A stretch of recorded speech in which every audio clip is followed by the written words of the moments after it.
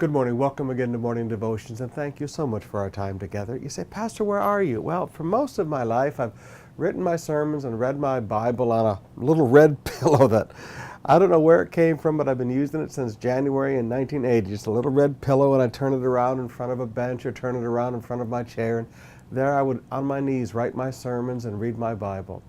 But when I got a little older, people bought me a beautiful kneeling bench, and I'm not old yet, but I'm just a little bit older, and I find that the knees aren't quite what they used to be, and the back is not quite what it used to be. So this is where I write my sermons now, and I enjoy reading my Bible here every day, and this is my standing prayer bench now. So welcome to a piece of my life. Let me talk to you today about what one generation is to do to the next generation. Beginning in Psalms 145, verse 4, this is what David says. One generation will commend your works to another. They will tell of your mighty acts. They will speak of the glorious splendor of your majesty, and I will meditate on your wonderful works.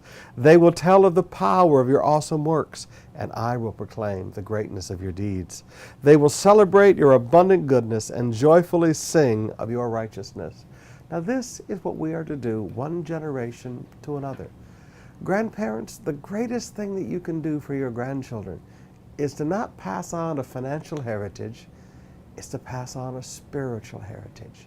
To sit down with your grandchildren and tell them of the wonderful works of God. To sit down with your grandchildren and tell them about all the miracles that God has done for you, how God provided for you, how God brought you from poverty into prosperity, how God healed your body.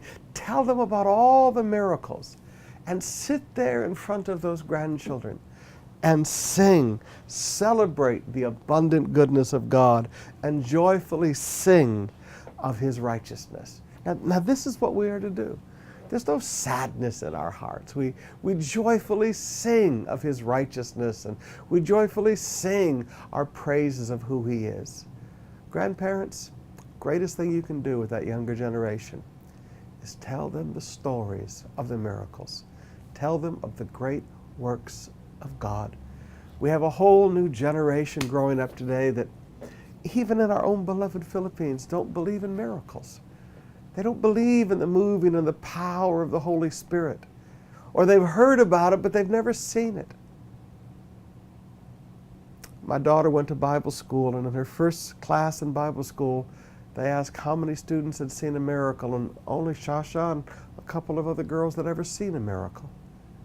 We need to tell the next generation of the goodness of God, of the greatness of God, and of His wonderful works.